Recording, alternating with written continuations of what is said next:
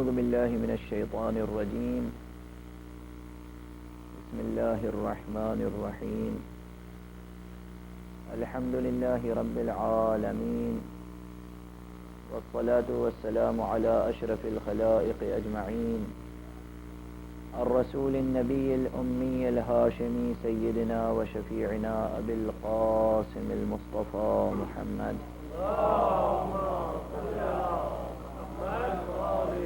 وعلى أهل بيته الطيبين الطاهرين الهداة المهديين المعصومين المظلومين، واللعنة الدائمة على أعداء الدين أجمعين.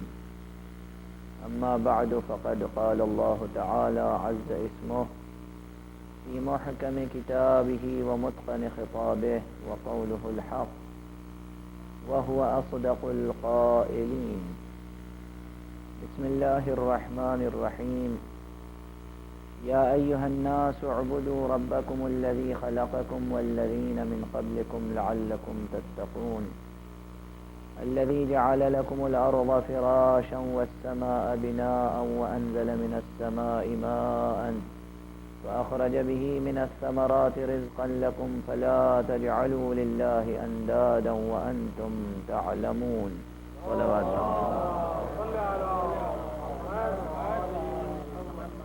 ایک مرتبہ اور مل کر بلند آواز سے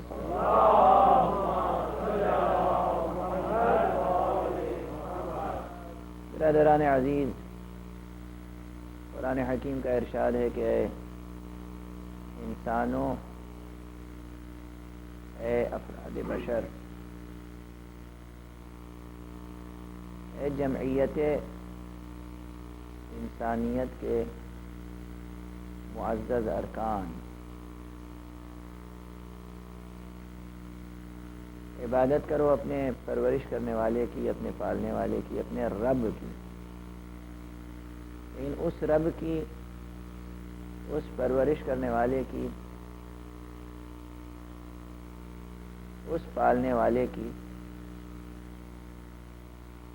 جس نے تمہیں خلق کیا، جس نے تمہیں نعمت وجود بخشی، اور نہ صرف تم کو نعمت وجود بخشی ہے بلکہ تمہارے پہلے والوں کو بھی نعمت وجود اسی نے بخشی، تاکہ تم اپنی زندگی کو ابدی مضرتوں سے بچا کر ابدی راحتوں سے ہمکنار کر سکو، تاکہ تم سرحد عدم سے اتنے دور چلے جاؤ کہ ساحت وجود سے قدم باہر نکلنے نہ پائے، تمہاری ہستی نقش معتبر بن جائے، ہمیشہ ہمیشہ باقی رہنے والی زندگی سے متمتع ہو جاؤ اور مالا مال ہو جاؤ۔ وہی خدا، وہی رب، وہی پرورش کرنے والا جس نے اس زمین کو تمہارے لیے فرش زندگی بنایا۔ مفسرین نے لکھا ہے کہ یہاں ارض سے مراد اور فرش سے مراد نہ صرف یہ زمین ہے، اور نہ صرف یہ ہے کہ جو فرش کا عمومی تصور ہوتا ہے کہ ایک چیز ہے جس پہ بیٹھا اٹھا جا سکتا ہے یا جس پر سویا جا سکتا ہے، اسے فرش کہتے ہیں۔ فرش سے مراد یہاں صرف یہ نہیں ہے بلکہ زندگی کے تمام تقاضوں سے ملائمت رکھنے والی چیز۔ زندگی کے جتنے تقاضے ہیں وہ تقاضے جس شے سے پورے ہوتے ہوں، جو ملائم بنائی گئی ہو آپ کے۔ ملائم کا بھی اب مشکل میرے ساتھ یہ ہے کہ اردو میں ملائم جسے کہتے ہیں، عربی میں ملائم اسے نہیں کہتے، اور اردو میں تو ملائم کے معنی اب کچھ دنوں کے بعد کچھ بھی نہیں رہ جائیں گے، اس لیے کہ ہمارے ہاں یو پی میں ملائم سنگھ یادو ایک چیف منسٹر رہ چکے ہیں، اور اس وقت جب غالباً چیف منسٹر سے بڑھ کے ڈیفنس منسٹر بھی ہمارے ملک کے ہو گئے تھے، ان کا نام تھا ملائم سنگھ یادو، اور چونکہ انہوں نے کسی زمانے میں مسلمانوں کی بہت زیادہ حمایت کی تھی تو لوگ انہیں مولوی ملائم سنگھ یادو کہنے لگے تھے، اخبارات میں چھپ گیا تھا یہ لقب ان کا، مولوی ملائم سنگھ یادو۔ بہرحال تو ایک زبان سے دوسری زبان میں جب لفظ منتقل ہوتا ہے تو کبھی اپنی حیت کھو دیتا ہے، کبھی اپنے معنی کھو دیتا ہے، یعنی کبھی اپنی روح بدل لیتا ہے، کبھی اپنی شکل بدل لیتا ہے۔ ایسے ہی لفظ ملائم ہے، ہمارے ہاں ملائم کے معنی ہے صرف نرم، فزیکلی جسے نرم سمجھا جائے وہ ملائم ہے۔ عربی میں لفظ ملائم صرف نرم کو نہیں کہتے بلکہ ایسی شے کو کہتے ہیں۔ ملائم وہ صفت ہے کہ جو کسی شے میں پائی جاتی ہو اس طرح کہ اس شے کو جیسے حالات دو چار ہوں وہ ویسی بن جائے، کوئی بھی شے ہو۔ مثلا کوئی علمی بحث ہے تو عربی کا محاورہ یہ ہے کہ وہ کوئی مجھ سے جب گفتگو کرے گا تو کہے گا کہ یہ گفتگو جو آج کل آپ کر رہے ہیں یہ یہاں والوں کے لیے کوئی ملائم گفتگو نہیں ہے۔ مثلا میں مثال دے رہا ہوں، حقیقت میں ایسا نہیں ہے، حقیقت میں یہ سمجھتا ہوں کہ یہ گفتگو ملائم ہے اور آپ کا ذہن ان گفتگوؤں کا اہل ہے اور مجھے یہ گفتگویں کرنی چاہیے، لیکن ملائم کا مفہوم اتنا وسیع ہے کہ جیسے حیولہ، اب یہ ایک نیا لفظ اور اس سے بڑا آیا، حیولہ کیا چیز ہے؟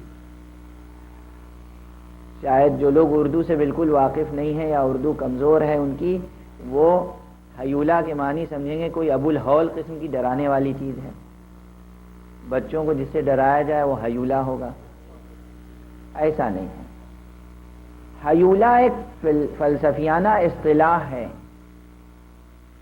فلسفے میں کسی بھی شے کو دو چیزوں سے مرکب سمجھا جاتا ہے، ایک حیولہ اور ایک صورت، دو چیزوں سے مرکب سمجھی جاتی ہے ہر شے، حیولہ اور صورت۔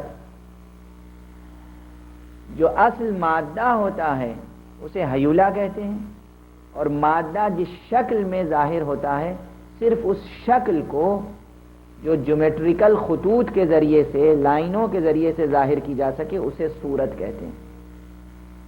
اور پھر صورت کے بھی کئی قسمیں ہیں فلسفے میں، ایک ہے صورت جسمیہ، ایک ہے صورت نوعیہ، ایک ہے صورت تعلیمیہ۔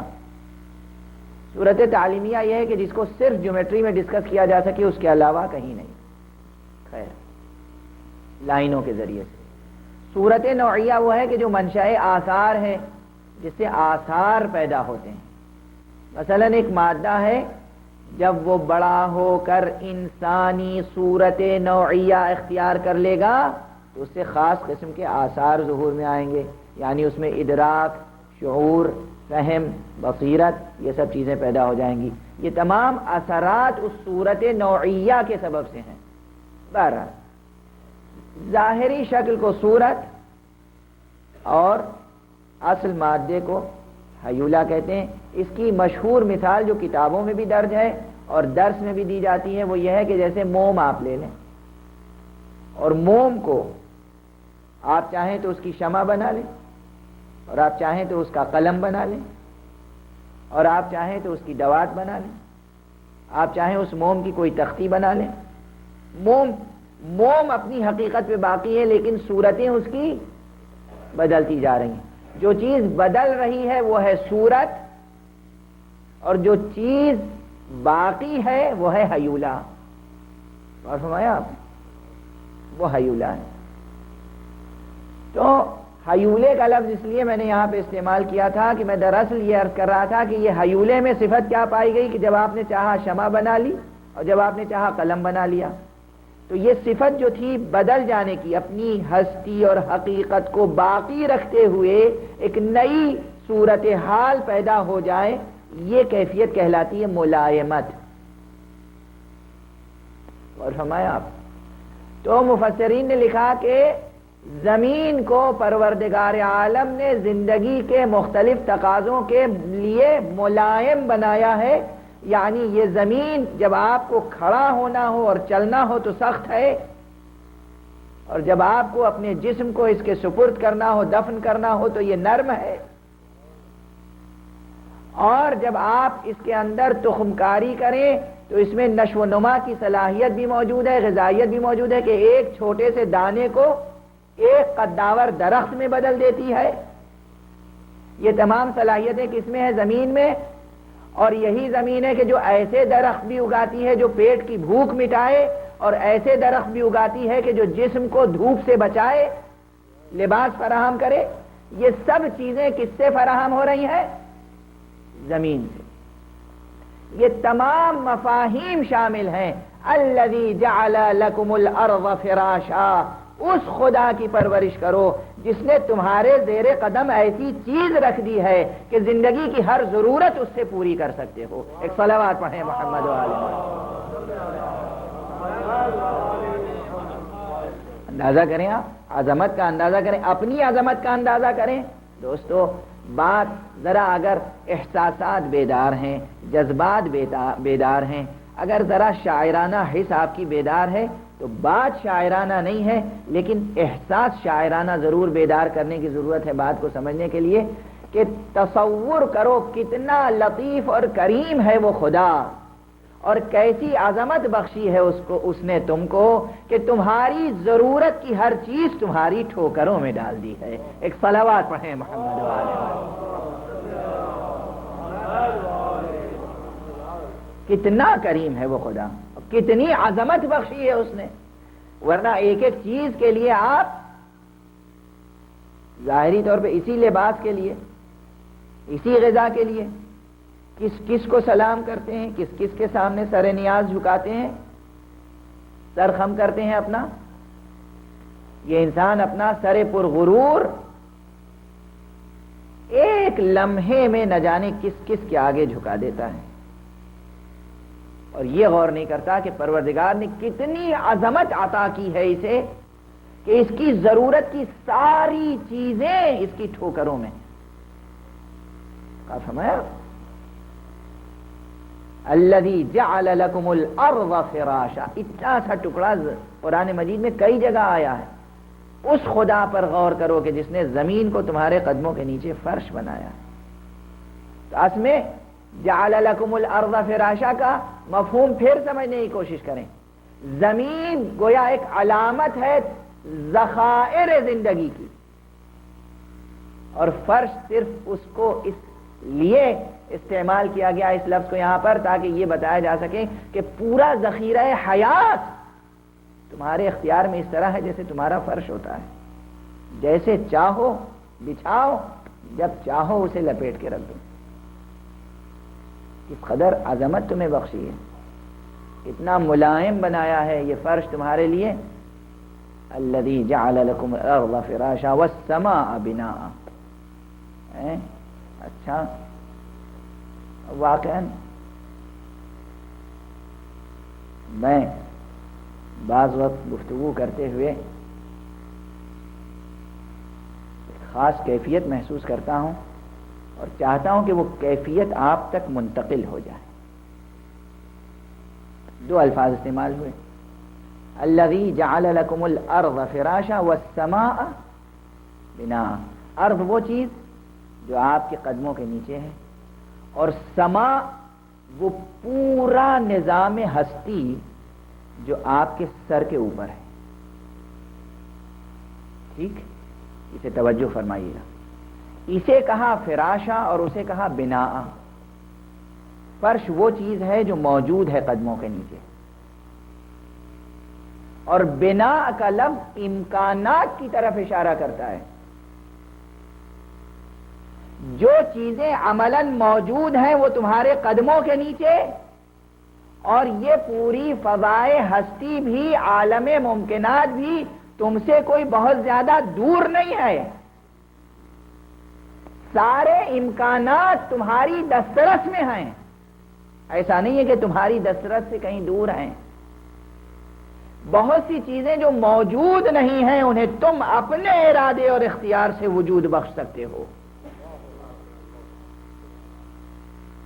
امکان کو فعلیت کے درجے پہ لا سکتے ہو, اس قوت کو عمل کے درجے پہ لا سکتے ہو, اور اس امکان کو وجود میں بدلنے کے لیے کوئی واسطہ چاہیے, واسطہ فیض, وہ چیز جو امکانات کو ٹھوس موجودات میں بدلتی رہے. میں نے پہلے ہی دن کہا تھا کہ قرآن مجید کے الفاظ علامت ہیں, علامت سمبلز کی حیثیت رکھتے ہیں. یہ سمبل ہے ایک پانی, واٹر, کس چیز کی علامت؟ عالم عناصر میں یہ کن کن چیزوں کی علامت ہے؟ توجہ برقرار رکھیے گا. ادلہ کتابوں میں موجود ہیں, فلسفے اور عرفان سے متعلق جو مفصل اور مطول کتابیں ہیں ان میں دلیلیں موجود ہیں, ریفرنسز موجود ہیں. پانی سے متعلق عرض کر دوں اس لیے کہ اس کے بعد والا فقرہ کیا ہے؟ والذی انزل من السماء ماء, جس نے بلندیوں سے, آسمان سے پانی نازل کیا. یہ پانی کیا ہے؟ خاص طور سے زمین میں سب کچھ آ گیا اور آسمان میں سارے امکانات آ گئے. ساری فعلیتیں زمین میں اور سارے امکانات سماء میں. آسمان اور سماء میں بھی فرق ہے. جب آپ لفظ آسمان کہتے ہیں تو اس کے معنی یکجہت ہیں, ایک سے زیادہ معنی لفظ آسمان میں نہیں ہے اردو زبان میں, لیکن لفظ سماء میں بہت سے معنی پوشیدہ ہیں. قرآن مجید کے کسی ایک لفظ کا ترجمہ کسی دوسری زبان کے ایک ہی لفظ میں ناممکن ہے. ممکن نہیں ہے کہ آپ ایک لفظ کو ہٹا کے دوسرا لفظ رکھ دیں. عربی کا ایک لفظ ہٹایا, اردو کا ایک لفظ وہاں پہ رکھ دیا. عربی کا ایک لفظ ہٹایا اور انگریزی کا ایک لفظ وہاں پہ رکھ دیا. ناممکن ہے. اگر کوئی شخص یہ اس قسم کا ترجمہ یا تفسیر کر کے مطمئن ہو جاتا ہے تو وہ یا نادان ہے یا قرآن کے تئیں خیانت کار, یا وہ خیانت کر رہا ہے یا نادانی کا مظاہرہ کر رہا ہے. بہرحال تو اب عرض کروں کہ پانی چند چیزوں کی علامت ہے. پہلے تو یہ پانی علم کی علامت ہے. پانی کس چیز کی علامت ہے؟ علم کی. علم کا سمبل ہے واٹر. اس عالم عناصر میں پانی کی وہی حیثیت ہے جو عالم عقول میں علم کی حیثیت ہے, جو عالم ارواح میں علم کی حیثیت ہے. فزیکل ورلڈ میں پانی اور ایبسٹریکٹ ورلڈ میں, میٹا فزیکل ورلڈ میں علم. علم فزیکل چیز نہیں ہے, میٹا فزیکل ہے, یہ یاد رکھیے گا. بار بار اس بات پہ زور دے رہا ہوں. جن لوگوں کو میٹا فزکس سمجھ میں نہیں آتی وہ اپنے عقل و دانش پہ غور کرتے رہیں کہ یہ جوہر علم جو ان کے پاس ہے, جس پر وہ غرور کر رہے ہیں, وہ کیا ہے؟ کوئی فزیکل انٹیٹی ہے یا میٹا فزیکل؟ یہ ہے کیا چیز؟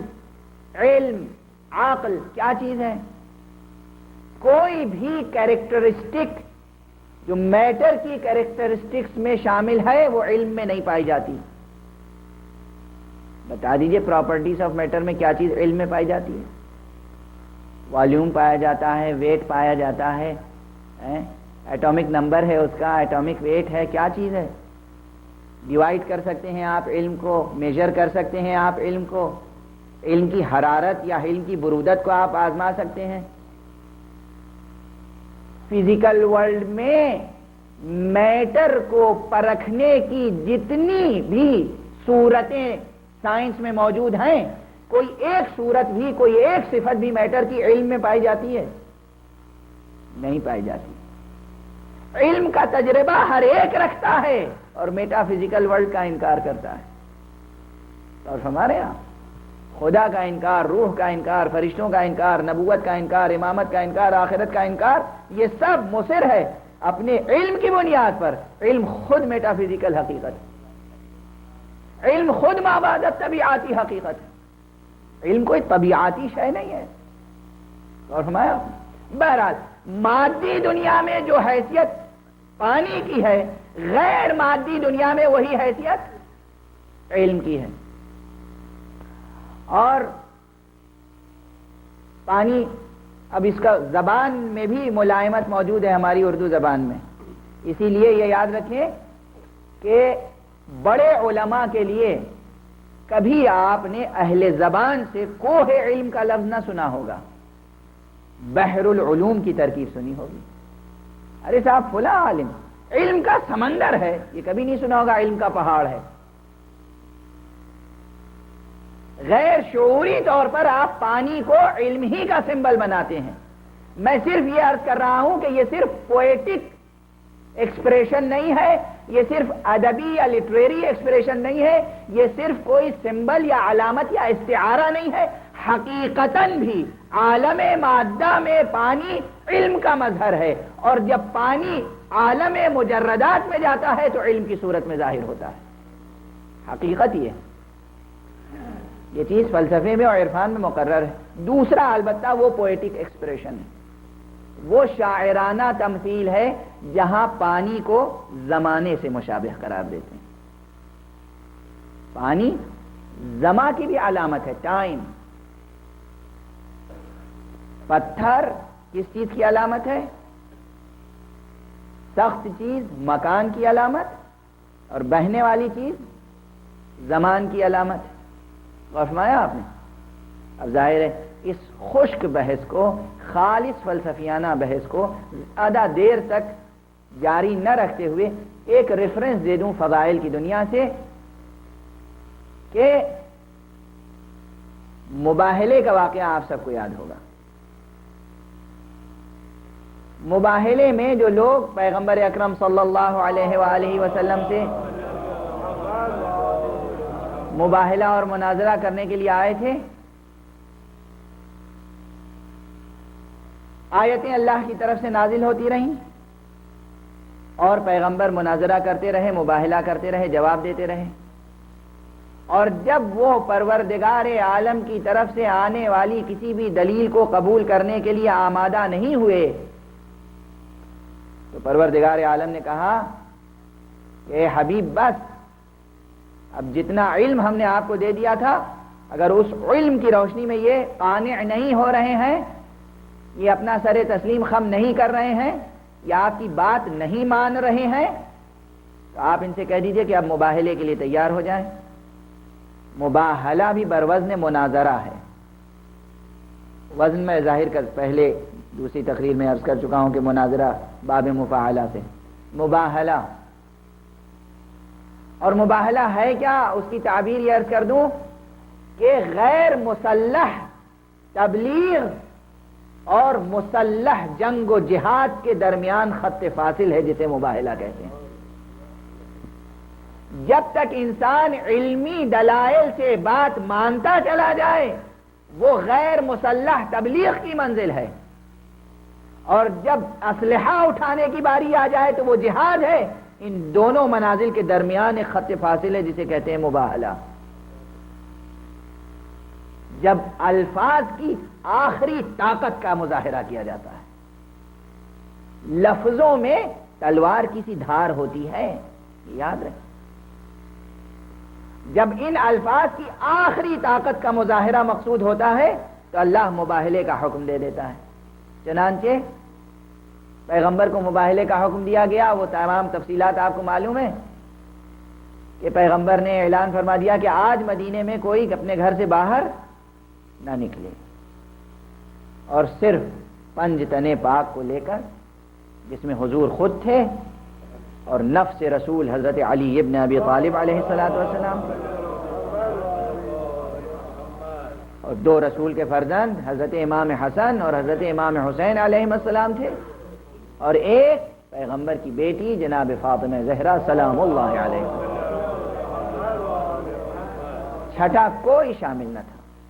ان 5 تنے پاک کو لے کر اور پیغمبر میدان مباہلہ میں پہنچے، اور وہاں جو لوگ کئی روز سے مسلسل پیغمبر سے جہد و انکار پر اڑے ہوئے تھے، ضد پر اڑے ہوئے تھے، انہوں نے ان چہروں کو آج دیکھتے ہی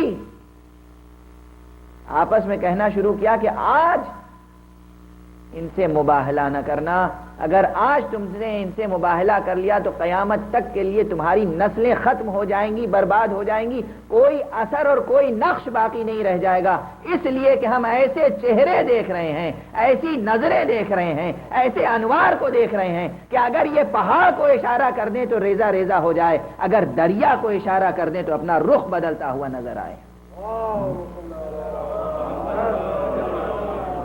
دو فقرے استعمال کیے، تاریخ میں یہ دو فقرے اسی طرح محفوظ ہیں، مگر میں ان دو فقروں کی تعبیر یہ پیش کرتا ہوں کہ یہ دو سادہ سے فقرے نہیں ہیں، یہ اعلان تھا ان مخالفین کا کہ ہم ایسے چہروں کو دیکھ رہے ہیں جو پورے نظام زمان و مکان پر قدرت رکھتے ہیں۔ پہاڑ مکان کی علامت تھی، دریا زمان کی علامت، یہ اگر چاہیں تو زمان و مکان کے نظام کو بدل کے رکھ دیں۔ ایک صلوات پڑھیں محمد و آل محمد۔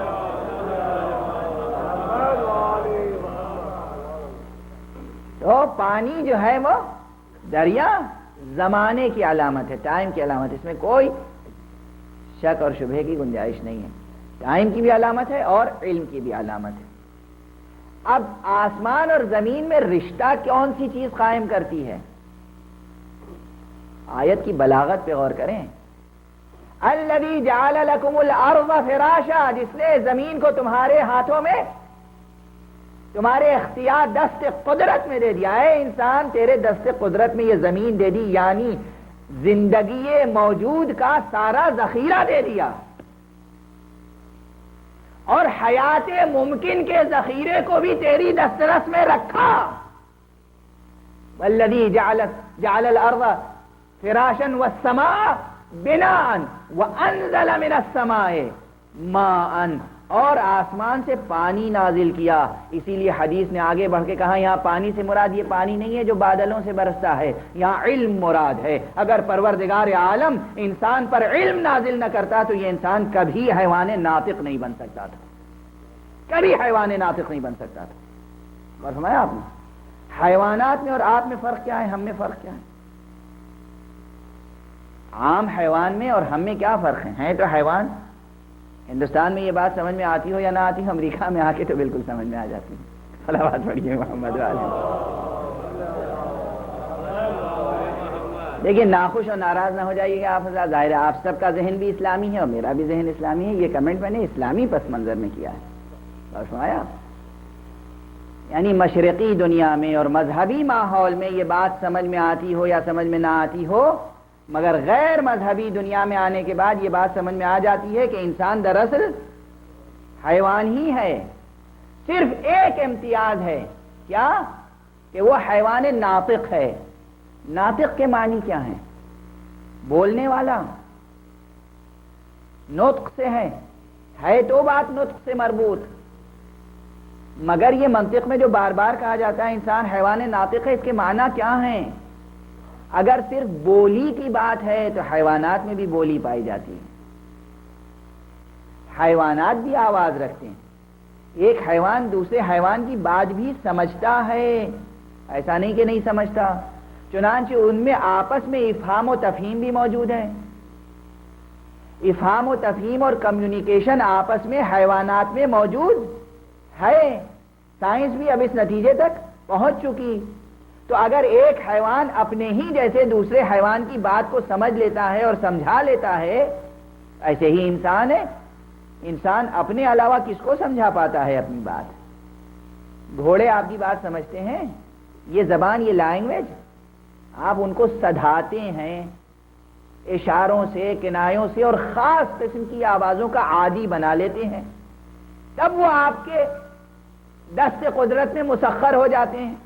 وہ گھوڑا ہو یا ہاتھی ہو یا شیر یا کوئی بھی حیوان ہو، کوئی بھی پرند ہو، کوئی بھی چرند ہو، کوئی بھی درندہ ہو، اہلی جانور ہو یا وحشی جانور ہو، پالتو ہو یا جنگلوں میں پھرنے والا، ہر جانور آپ کے ہاتھوں مسخر ہو سکتا ہے، مگر آپ کی اس زبان کے وسیلے سے نہیں۔ آپ آپس میں گفتگو کرتے ہیں جیسے حیوان آپس میں گفتگو کرتے ہیں، آپ کی گفتگو ان سے کچھ زیادہ ترقی یافتہ ہے۔ پھر ناطق کے کیا معنی؟ ناطق کا صرف ایک مفہوم ہے، اور وہ یہ ہے کہ دوسرے حیوانات آپس میں اپنی ضروریات زندگی کو ڈسکس کر سکتے ہیں، لیکن یہ انسان وہ ہے جو اپنی ضروریات زندگی سے بلند ہو کر اپنے خالق کے صفات کی ترجمانی بھی کر سکتا ہے، اس لیے حیوان ناطق کہلایا۔ ایک صلوات پڑھیں محمد و آل محمد۔ یعنی آپ ناطق ہے اس لیے کہ صفات باری تعالیٰ کا بیان کر سکتے ہیں۔ خدا عالم ہے، یہ بات آپ سمجھتے ہیں اور سمجھاتے ہیں۔ خدا قادر ہے، یہ بات آپ سمجھتے ہیں اور سمجھاتے ہیں۔ صفات فاضلہ کا ادراک کرتے ہیں اور ترجمانی کرتے ہیں، اس لیے آپ ناطق ہیں۔ آپ کہیے گا یہ بالکل نئی تفسیر ہے، اس لیے کہ ہم نے آج تک یہ سنا تھا کہ منطق سے لفظ منطق ہے عزیزوں، منطق نہیں ہے۔ یہ بھی عرض کر دوں، یہ محلی لہجے ہیں، بہت سے لوگ منطق توئے کے زبر کے ساتھ استعمال کرتے ہیں، یہ غلط ہے۔ منطق ہے، علم منطق ہے، جسے علم ترازو بھی کہتے ہیں اور علم میزان بھی کہتے ہیں۔ بہرحال تو منطق میں تعریف یہ ہے کہ معلومات سے مجہولات کو پتہ چلا لینے کا نام علم منطق ہے۔ یعنی جتنی معلومات ہمارے پاس ہے، اس موجودہ معلومات کی روشنی میں جو چیزیں ہمیں نہیں معلوم ہیں ان کو پتہ لگا لینے کا نام ہے منطق۔ چونکہ یہ قدرت صرف انسان میں ہے، اس لیے انسان حیوان ناطق کہلایا۔ اس بات میں اور اس بات میں جو ابھی میں نے عرض کی ہے کوئی زیادہ تفاوت نہیں ہے۔ یہ سائنٹیفک ڈیفینیشن اور ایکسپریشن ہے، اور وہ عرفانی، اس لیے کہ معلوم و مجہول کی اصطلاح صرف فلسفے اور منطق تک محدود رہتی ہے۔ سب سے بڑی حقیقت مجہولہ ہمارے لیے صفات خداوندی ہے۔ خدا کی ذات اور خدا کی صفتیں نا آشنا ہے ہم اس سے، اس کی ذات سے بھی نا آشنا، اس کے صفات سے بھی نا آشنا۔ اس نا آشنائی کو آشنائی سے بدلنے کا نام منطق ہے، اس لیے انسان حیوان ناطق ہے۔ انسان میں یہ صفت موجود ہے کہ وہ ذات خدا کا ادراک کر سکے، یقین پیدا کر سکے۔ ہاں یہ نہ سمجھیے گا کن ہے ذات خدا، پورا خدا سمجھ میں آ جائے گا، یہ دعویٰ نہیں کر رہا ہوں۔ کن ہے ذات باری سمجھ میں آ جائے گی، یہ دعویٰ نہیں ہے، لیکن ہاں ذات باری تعالیٰ کا ادراک ہو جائے گا، صفات باری تعالیٰ کا ادراک ہو جائے گا۔ بات سے بات پیدا ہوتی چلی جا رہی ہے، اس لیے یہ بات درمیان میں آ گئی۔ ورنہ عرض یہ کر رہا تھا کہ اصل شے جو آسمان سے نازل ہوئی وہ کیا؟ علم نازل ہوا۔ آپ یہ سمجھتے ہیں کہ یہ ساری علمی کائنات جو نظر آتی ہے، علمی ترقیاں جو نظر آتی ہیں، یہ انسان کی تنہا کوششوں کا نتیجہ ہے؟ یہ آپ کا غرور باطل ہے، یہ آپ کا فریب محض ہے۔ فریب دانش میں مبتلا نہ ہو جائیں۔ اگر پروردگار عالم نے پہلے ہی فرد بشر کو خلق کرنے کے بعد وَعَلَّمَ آدَمَ الْأَسْمَاءَ كُلَّهَا، علم اسماء تعلیم نہ کیے گئے ہوتے آدم کو، تو علم کا کوئی سلسلہ وجود نہ رکھتا، کوئی سلسلہ موجود نہ ہوتا۔ اسی لیے قرآن مجید میں انسان کی تخلیق کے ساتھ اعلان کیا گیا کہ ہم نے انسان کو پیدا کیا اور پھر کیا دیا اسے؟ علم۔ علم اللہ کی عطا ہے، اور علم عطا کرنے کے دو وسیلے ہیں اللہ کے۔ ایک علم وہ عطا کیا گیا جو آدم کو براہ راست دیا، شیش کو دیا، نوح کو دیا، ابراہیم کو دیا، موسیٰ کو دیا، عیسیٰ کو دیا، محمد مصطفیٰ صلی اللہ علیہ وآلہ وسلم کو دیا۔ یعنی ایک علم کا وہ سلسلہ ہے کہ پہلے علم دیا، بعد میں دنیا میں بھیجا۔ الرحمن علم القرآن خلق الانسان، پہلے تعلیم دیا پھر دنیا میں بھیجا۔ یعنی ایک علم ہے براہ راست جسے علم لدنی کہتے ہیں، علم وہبی کہتے ہیں، علم دے کر اس دنیا میں بھیجا۔ اور دوسرا طریقہ اختیار کیا، وہ بھی خدا ہی کا دیا ہوا علم ہے، انسان کی جبلت میں عقل رکھ دی۔ انسان کو جب وجود عطا کیا، اسی سطح پر جتنا وجود دیا اتنا شعور بھی دے دیا۔ نیا بچہ جو پیدا ہوتا ہے، آپ سمجھتے ہیں بالکل جاہل پیدا ہوتا ہے؟ بالکل جاہل پیدا نہیں ہوتا بچہ، شعور ایک گونا لے کر آتا ہے اس دنیا میں۔ یہ ہرگز نہ سمجھیے گا کہ جاہل پیدا ہوتا ہے۔ یہاں پر میں پھر اس بات کی وضاحت کرتا چلوں کہ ہمارے ہاں علم اخلاق کی کتابوں میں جہل کی تعریف کی گئی ہے، اور جہل کو بہت ڈسکس کیا گیا ہے کہ سب سے بڑی بیماری انسان کی جہل ہے۔ سب سے بڑی بیماری انسان کی جہالت ہے، اور یہ بیماری دو سطحوں پہ پائی جاتی ہے، ایک ہے جہل مرکب، ایک ہے جہل بسیط۔ جہل بسیط یہ ہے یعنی سمپلی ایک انسان جاہل ہے، نہیں جانتا، اور جہل مرکب یہ ہے جسے میں اکثر کہا کرتا ہوں کہ جاہل اسکوائر، اس کو یہ بھی نہیں معلوم کہ اسے نہیں معلوم۔ ایک سطح یہ ہے کہ ہمیں نہیں معلوم، لیکن اتنا معلوم ہے کہ ہمیں نہیں معلوم۔ تو جاہل ہونا بہت بڑی بیماری نہیں ہے، جاہل ہونا کیوریبل بیماری ہے، اور جاہل مرکب ہونا بہت خطرناک بیماری ہے۔ جاہل ہونا تو ایک رتبہ علمی ہے، سمجھیے کہ اتنا معلوم ہے کہ ہمیں نہیں معلوم۔ جب یہ معلوم ہوگا کہ ہمیں نہیں معلوم تو معلوم کرنے کی جستجو ہوگی، علم حاصل کرنے کی تڑپ ہوگی، بیماری کا علم ہوگا تو علاج کی جستجو ہوگی، اور جب بیماری کا علم ہی نہیں ہوگا تو علاج کی جستجو نہ ہوگی۔ دوسری بیماری زیادہ خطرناک ہے، یہ بھی نہیں معلوم کہ ہمیں نہیں معلوم۔ اسلامی علم اخلاق اور اسلامی ایجوکیشنل فلسفی کی کتابوں میں یہ لکھا ہوا ہے کہ ٹیسٹ کرو انسانوں کو اور اسٹوڈنٹس کو، اور جب ان کی آئی کیو ٹیسٹ کرو اور ان کی نالج اور ایبیلٹی اور صلاحیت ٹیسٹ کرو، اور اگر وہ خدا نخواستہ جہل مرکب کا شکار ہیں تو ان کے اس جہل مرکب کی بیماری کا علاج صرف میتھمیٹکس سے ہو سکتا ہے، انہیں ریاضیات پڑھاؤ۔ آپ سمجھتے ہیں اسلام نے سائنس کی طرف کوئی توجہ نہیں کی ہے؟ ریاضیات پڑھاؤ، میتھمیٹکس پڑھاؤ، یہ ہمارے ہاں تعلیم دیا جاتا ہے تاکہ وہ 2 اور 2 4 کہنے کے عادی ہو جائیں، 2 اور 2 3.5، 2 اور 2 4.5 کہنے کے عادی نہ رہیں۔ جہل مرکب یہی۔ بہرحال میں عرض یہ کر رہا ہوں کہ جس طرح جہل کی 2 قسمیں ہیں، ایک جہل بسیط اور ایک جہل مرکب، اسی طرح علم کی بھی 2 قسمیں ہیں، ایک ہے علم بسیط اور ایک ہے علم مرکب۔ علم بسیط یہ ہے کہ علم ہے مگر یہ علم نہیں ہے کہ مجھے علم ہے۔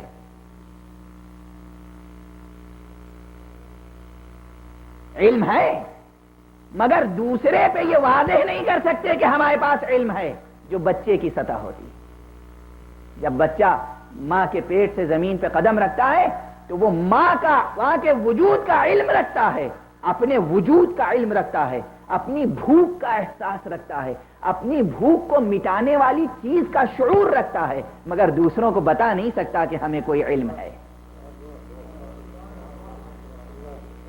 اور فرمایا جب پروردگار عالم نے وجود بخشا، ساتھ ساتھ شعور بھی عطا کیا، تصور نہیں کیا جا سکتا کہ کہیں وجود پایا جاتا ہو اور صفات وجود نہ پائے جاتے ہوں۔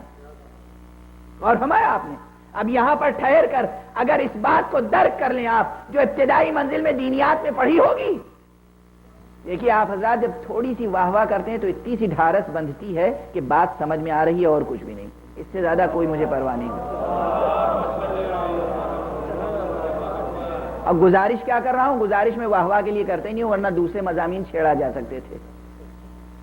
عموماً یہ کہا جاتا ہے کہ توحید کا مسئلہ سنگین ہے، کتابوں میں توحید پڑھائی گئی، اللہ ایک ہے اور وہ ہمیشہ سے اور ہمیشہ رہے گا، اور وہ ایک ہے اس لیے کہ 2 اگر خدا ہوتے تو آپس میں جھگڑا ہوتا اور دنیا کا نظام نہ چل سکتا، اور اس کے پاس 7 صفتیں ہیں، صفات ثبوتیہ، اور 7 صفتیں نہیں ہیں، صفات سلبیہ۔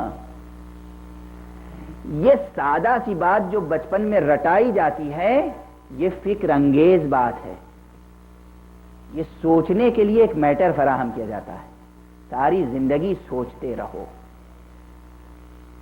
یہ بات بتائی جا رہی ہے کہ وجود کی حقیقت کو سمجھو، وجود کے لیے جسم ضروری نہیں ہے، وجود کے لیے رنگ ضروری نہیں ہے، وجود کے لیے وزن ضروری نہیں ہے، وجود کے لیے مکان ضروری نہیں ہے، وجود کے لیے زمان ضروری نہیں ہے۔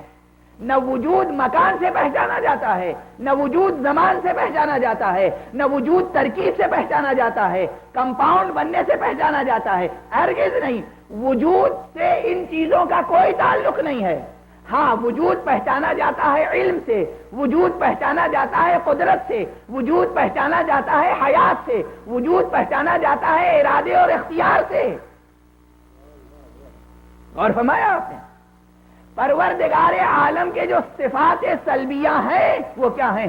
وہ جسم نہیں رکھتا، وہ مکان نہیں رکھتا، وہ زمانے میں اسیر نہیں ہے، اس کی صفتیں زائد بر ذات نہیں ہیں۔ صفات ثبوتیہ کیا ہیں؟ صفات ثبوتیہ یہ ہیں کہ وہ حی ہے یعنی زندہ ہے، ہمیشہ سے ہے، ہمیشہ رہے گا، وہ عالم ہے، علم رکھتا ہے، وہ مدرک ہے، ادراک رکھتا ہے، وہ سمیع ہے یعنی کان کے بغیر سنتا ہے، وہ بصیر ہے یعنی آنکھوں کے بغیر دیکھتا ہے، وہ مرید ہے یعنی ارادہ رکھتا ہے، وہ قدیر ہے یعنی قدرت اور اختیار رکھتا ہے۔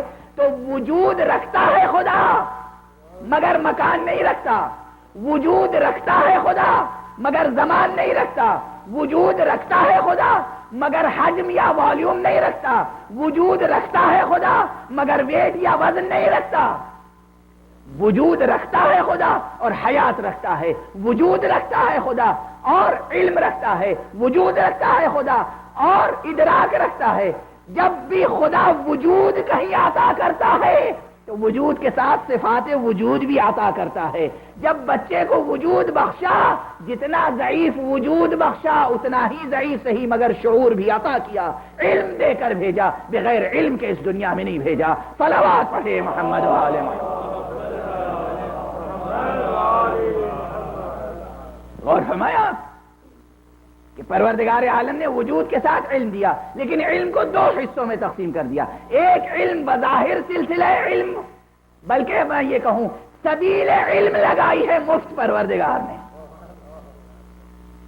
آدم سے لے کر اور حضرت ختمی مرتبہ تک، اور پھر وصی اول جانشین مصطفیٰ حضرت مرتضیٰ سے لے کر حضرت قائم آل محمد عجل اللہ تعالی فرجہ الشریف تک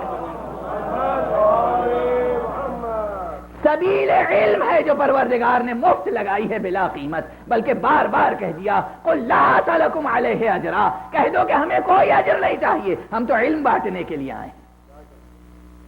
نبوت کیا ہے؟ کار تبلیغ رسالت کیا ہے؟ اللہ کی طرف سے علم تقسیم کرنا کیا ہے؟ ہاں یہ بات مشکل ہو گئی۔ آپ یہ سمجھتے ہیں کہ رسول اللہ تشریف لائے تھے غلام بنانے کے لیے، عبد بنانے کے لیے، بندہ بنانے کے لیے؟ پیغمبر تشریف لائے تھے سرے پر غرور کو جھکانے کے لیے، صرف شکست غرور انسانی کے لیے آئے تھے۔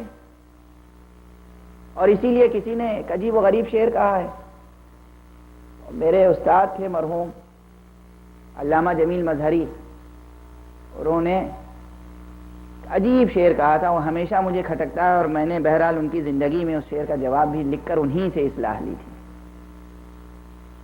فرمایا کہ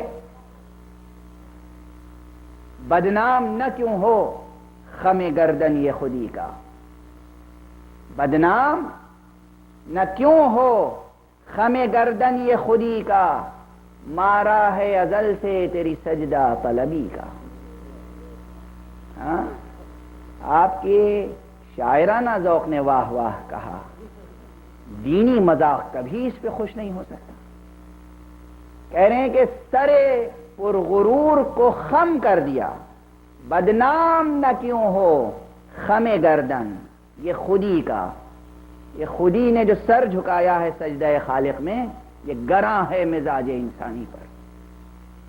تو سمجھتے یہ ہیں کہ پیغمبر آئے تھے، یہ آج بھی وحشت دوسروں میں بھی ہے اپنوں میں بھی، مذہب کے پابند نہیں بنیں گے، پابندی مذہب لاتا ہے، مذہب ہاتھوں میں زنجیر ڈال دیتا ہے، مذہب پاؤں میں بیڑیاں ڈال دیتا ہے۔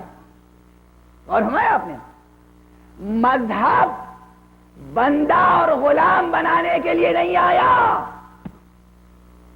مذہب تمہیں آزادی کی دولت دینے کے لیے آیا۔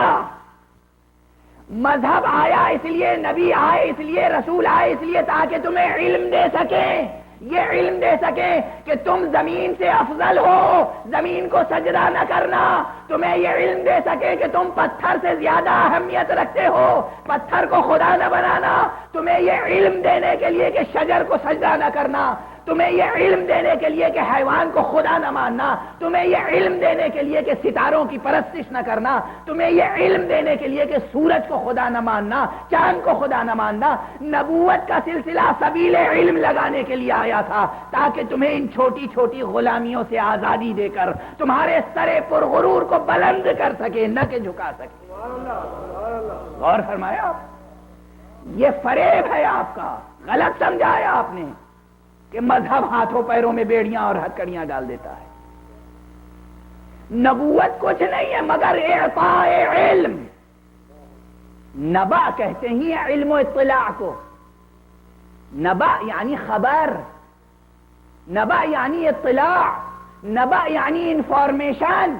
نبی یعنی وہ ذات جس کے پاس علم و اطلاع اور انفارمیشن ہے۔ نبوت یعنی اس انفارمیشن کو دوسروں تک پہنچانا۔ نبوت کہتے ہی ہے سبیل علم کو۔ نبوت کی حقیقت و ماہیت کو آپ نہیں سمجھے کہ نبوت کیا ہے؟ آدم سے لے کر خاتم تک نبوتوں کا سلسلہ سبیل علم ہے، سلسبیل علم ہے، کوثر کا سلسلہ ہے۔ اور اس لیے ہے تاکہ آپ علم حاصل کریں اور اپنی فطری آزادی کو حاصل کریں۔ ہر چیز سے ڈرے نہیں، ہر چیز کے آگے سر نہ جھکائیں۔ انزل من السماء ماء، وہ ہے پروردگار جس نے جو پرورش کرنے والا تمہارا، پالنے والا تمہارا، جس نے تمہیں وجود بخشا، خلعت ہستی سے آراستہ کیا، تم سے پہلے والوں کو وجود بخشا، زمین کو یعنی سرمایہ حیات کو تمہاری ٹھوکروں میں ڈال دیا، امکانات حیات کو تمہاری دسترس میں دے دیا، اور جس نے امکان کو فعلیت میں بدلنے کے لیے علم بھی فراہم کر دیا، آسمان سے علم نازل کیا، ظاہری صحیفوں میں بھی علم نازل کیا، اور کتاب طبیعت انسانی کو بھی علمی حروف سے بھر کے رکھ دیا۔ اور فرمایا یہ ہے وَأَنزَلَ مِنَ السَّمَاءِ مَاءً، علم ہے۔ آپ کو اپنے نفس کی قدر و قیمت کا اندازہ نہیں کہ آپ کے نفس کے اندر کتنا ذخیرہ علمی موجود ہے۔ جب آپ ماں کے پیٹ سے دنیا میں آئے تھے تو جاہل نہیں آئے تھے، ایک گونا علم و شعور لے کر آئے تھے۔ اس علم و شعور کو ترقی دینا آپ کا کام تھا۔ کتنی ترقی دی؟ اور جس نے پہلے پہل، دوستو ایک چھوٹا سا سوال ہے، جب تمہارے پاس کچھ نہ تھا، ہاتھ پاؤں بہت کمزور تھے، آنکھیں کمزور تھیں، نظر کہیں ٹھہرتی نہیں تھی، نگاہ کہیں ٹکتی نہیں تھی، بچوں کی توصیف یہی کی جاتی ہے کہ ابھی بہت چھوٹا ہے، 15 دن کا ہے، 1 مہینے کا ہے، ابھی نظر ٹھہرتی نہیں ہے، ابھی باپ کو پہچانتا نہیں ہے، ابھی چچا کو پہچانتا نہیں ہے۔ غور فرمایا آپ نے، نظر ٹھہرتی نہیں ہے۔ تو یہ انسان جب نظر اس کی ٹھہرتی نہ تھی، جب اس کی سماعت میں زیادہ گنجائش نہ تھی، زیادہ طاقت نہ تھی، آوازوں کو تمیز نہیں دے سکتا تھا کہ یہ آواز کس کی ہے۔ غور فرمایا آپ نے، اس وقت جب خود سے علم حاصل نہیں کر سکتا تھا، جس نے از راہ شفقت و بزرگواری اس وقت ایک گونا علم دیا، بعد کی زندگی کے مراحل میں اسی کی رہنمائی میں علم حاصل کرنا بہتر ہے یا اس سے آزاد ہو کر علم حاصل کرنا بہتر؟ غور فرمائیے۔ اسی لیے ہم کہتے ہیں علم حاصل کیجئے، پوری دنیا کا علم حاصل کیجئے، مگر قرآن کے سائے میں علم حاصل کیجئے، اہل بیت کی روشنی میں علم حاصل کیجئے۔ قرآن اور اہل بیت کا دامن چھوٹنے نہ پائے، ورنہ کائنات کا علم ادھورا رہ جائے گا۔ صلوات پڑھیں محمد و آل محمد۔ ہاں، قرآن اور اہل بیت سے وابستہ رہیں اور کائنات کا علم حاصل کریں۔ اللہ تعالیٰ نے آسمان سے پانی نازل کیا، یعنی علم نازل کیا، علم لدنی نازل کیا، اور علم وجودی بھی عطا کیا، علم وجودی بھی عطا کیا۔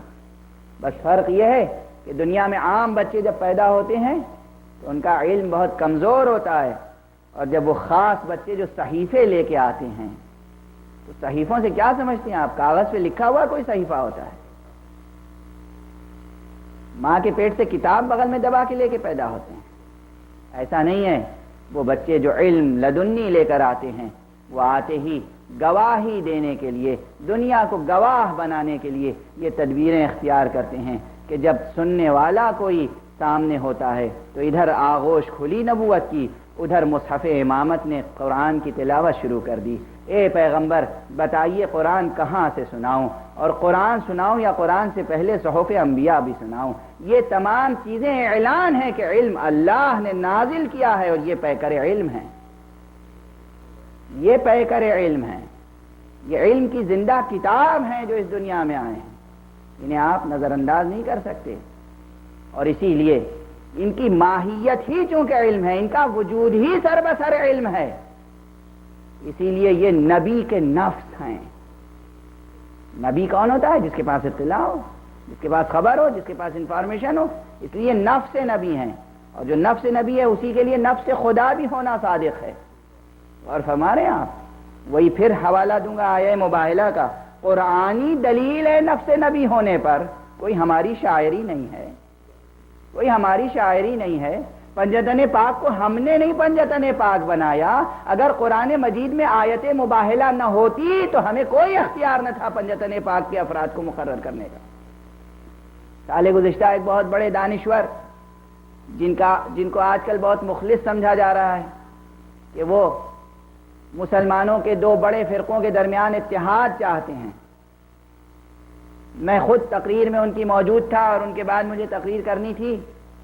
بہرحال پروردگار عالم اگر وہ نیک نیتی سے اتحاد چاہتے ہیں تو ان کی نیت میں بھی برکت عطا فرمائے اور انہیں اتحاد پیدا کرنے کا سلیقہ بھی عطا فرمائے. انہوں نے نئے پنجتن پاک بنا ڈالے. اب پنجتن پاک کا مسئلہ نہ تو بظاہر اصول دین سے تعلق رکھتا ہے نہ فروع دین سے تعلق رکھتا ہے، یہ عرفیات ہے. ایک حقیقت قرآنی ضرور ہے مگر یہ عرفیات میں اب داخل ہے. بظاہر تمام مسلمان جب پنجتن پاک کا لفظ استعمال کرتے ہیں تو سوائے ان پنجتن پاک کے اور کسی کا تصور ان کے ذہن میں آتا ہی نہیں. یہ ضرور ہے کہ یہ عرفیات میں شامل ہے.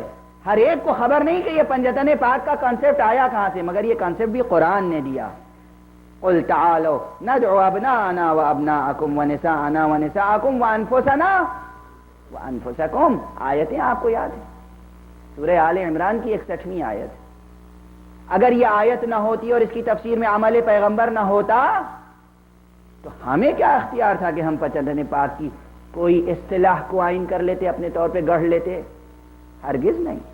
یہ قرآنی حقیقت ہے. قرآن نے کہا کہ یہ نفس رسول ہے تو ہم کہتے ہیں کہ یہ نفس رسول ہے. قرآن نے کہا کہ یہ نفس اللہ ہے تو ہم کہتے ہیں کہ نفس اللہ ہے. منطق کیا ہے؟ اس لیے کہ سر بسر پیکر علم ہے. یہ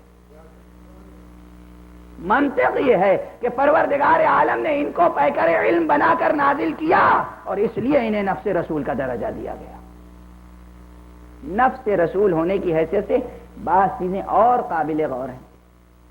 جب نفس رسول کوئی ہوتا ہے، نفس کی تھوڑی سی تشریح تو کل ہوئی کہ ہمارے نفس میں بہت سی صفتیں موجود ہیں، بہت سی صفات ہمارے نفس میں موجود ہیں، انگنت صفات ہمارے نفس میں موجود ہیں. لیکن نفس کے کچھ اور مظاہر بھی ہیں. مثلا جلوہ کثرت کو وحدت کی مرکزیت عطا کرنا بھی نفس کا کام ہے. ذرا سا اسے توجہ دے لیں تو بات آسان ہو جائے گی. دیکھتی ہیں ہماری آنکھیں مگر ہم کہتے کیا ہیں؟ میں دیکھ رہا ہوں. لیکن میں اور میری آنکھیں دو چیزیں الگ الگ ہیں، یاد رکھیے گا. کوئی کام کرتا ہے، میرا ہاتھ دیا میں نے اپنے ہاتھ سے، مگر میں کہتا ہوں میں نے دیا. قدم اٹھتے ہیں میرے مگر میں کہتا ہوں کہ میں چل رہا ہوں. بول رہا ہوں تو میری زبان سے الفاظ ادا ہو رہے ہیں مگر میں کہتا ہوں کہ میں بول رہا ہوں. جبکہ میں جو بول رہا ہوں یہ ایک الگ شے ہے، اور یہ زبان، یہ ہاتھ، یہ آنکھ، یہ سب مادی چیزیں ہیں. کل گزارش کر چکا کہ بدن کے صفات الگ ہیں، روح کے صفات الگ. دونوں میں ایک تعلق ضرور ہے مگر دونوں دو چیزیں الگ الگ ہیں. یہ الگ ایک مسئلہ ہے کہ روح آئی کہاں سے، روح مادے سے پہلے خلق ہوئی یا روح مادے کے بعد خلق ہوئی. یہ بہت بڑا فلسفیکل ایشو ہے، بہت بڑا پرابلم ہے جسے بڑی ضخیم کتابوں میں ڈسکس کیا گیا ہے. دو نظریات الگ الگ ہیں. ایک نظریہ یہ کہ روحیں پہلے خلق ہو گئی تھیں، یہ بدن مادی بعد میں خلق ہوئے. اور ایک نظریہ یہ کہ نہیں بدن پہلے خلق ہوئے روح بعد میں خلق ہوئی، اور ہر نفس ہر انسان کی روح اس کے بدن کی تخلیق کے بعد پیدا ہوئی۔ پہلے بدن خلق ہوا، پھر اس بدن کے ساتھ روح خلق ہوئی۔ ایک صلوات پڑھیں محمد والے، توجہ اپنی برقرار رکھیں۔ گفتگو مختصر کر رہا ہوں۔ پہلے بدن خلق ہوا، اب اس وقت جو اسکول آف تھاٹ، جو مکتب فکر آگے بڑھ رہا ہے خود مسلمانوں کے درمیان، جسے مکتب ملا صدرہ کہتے ہیں، اس میں یہی نظریہ ہے کہ روح کا حدوث مادی ہے، بقا غیر مادی۔ جسمانیت الحدوث، روحانیت البقاء۔ جسم سے پیدا ہوتی ہے مگر جسم کے بغیر باقی رہتی ہے۔ ظاہر ہے آپ حضرات چونکہ ان ملکوں میں خصوصیت سے آنے کے بعد یقیناً انفارمیشن بڑھی، علمی سطح بڑھی ہے، اطلاعات بڑھی ہیں، اس لیے یہ سنگین مسائل ذہن میں آتے ہیں اور اس کا جواب اس منبر سے فراہم ہونا چاہیے۔ بہت سے ذہنوں میں سوال ہوتا ہے روح ہے کیا، نفس ہے کیا؟ مجھے یاد ہے کہ ایک بہت خاصے پڑھے لکھے ایک خطیب کو میں ایک وقت سن رہا تھا کہیں پر، انہوں نے جدید سائنسی حوالوں کے ساتھ روح کا ایک وزن بھی بیان کر دیا منبر سے، 10 گرام یا 20 گرام کچھ ایسے ہی وزن بیان کر دیا۔ روح ایبسٹریکٹ ہے، روح مجرد ہے، مجردات میں نہ وزن ہوتا ہے، نہ حجم، نہ ویٹ ہوتا ہے، نہ والیوم، نہ 1 گرام، نہ 10 گرام، نہ 100 گرام۔ کوئی بھی پراپرٹی یا کیریکٹرسٹک جو مادے میں ہوتی ہے، میٹر میں، وہ روح میں نہیں پائی جاتی۔ ہر چند کے روح اسی مادے سے پیدا ہوتی ہے مادے سے، مگر مادے کی ساری صفتیں چھوڑ دیتی ہے۔ اور سمجھا آپ نے؟ اب یہ ایک مسئلہ ہے، اگر سمجھ میں نہ آیا تو بعد میں عرض کیا جائے گا، فی الحال گفتگو زیادہ پھیلنے نہ پائے، اس لیے عرض کر رہا ہوں کہ نفس انسانی غیر مادی ہے، بدن انسانی مادی ہے۔ یہ غیر مادی نفس اور روح اور ذات یہ بدن کے مختلف اعضاء کے کاموں کو ایک مرکز وحدت عطا کرتی ہے۔ توجہ برقرار رکھیے گا اور غلو کا شکار نہ ہوئیے گا۔ ایک فضیلت عرض کر رہا ہوں، غلو میں مبتلا نہ ہو جائیے گا، خدا نہ خواستہ نصیری نہ بن جائیے گا۔ علی کو خدا کہنا کفر ہے، نادانی ہے، جہالت ہے، مگر علی کو جامع صفات خدا کہنا کمال ایمان و دانش مندی ہے۔ غور فرمائے، آپ صلوات پڑھیں تو زور سے پڑھیں۔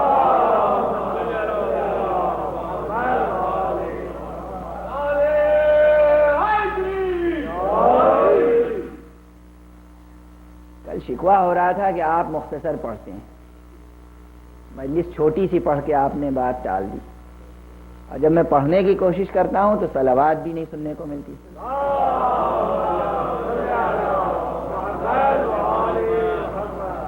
بہرحال کل اور پرسوں میں 2 دن غالباً اور گفتگو کا موقع ہے۔ تو عرض یہ کر رہا تھا کہ انہیں خدا نہ کہیے، ہرگز خدا نہ کہیے، لیکن جامع صفات خدا، مظہر صفات خدا کہیے۔ کمال ہے ان کا، کمال ہے آپ کی آگہی کا، کمال ایمان اور کمال آگہی ہے۔ کیسے؟ اللہ اکبر، یہ خدا ہرگز نہیں ہے، حاشا و کلا۔ ان کو خدا کہنے والا یا خدا میں شریک، خدائی میں شریک قرار دینے والا کافر ہے، مشرک ہے۔ ہم سے اس کا کوئی تعلق نہیں، ہم اس سے برات کرتے ہیں، ہم اس پہ لعنت کرتے ہیں۔ دین میں جو بھی تحریف پیدا کرے اس پر لعنت ہے، چاہے وہ علی کو خدا کہے یا علی کو خدا سے جدا کہے۔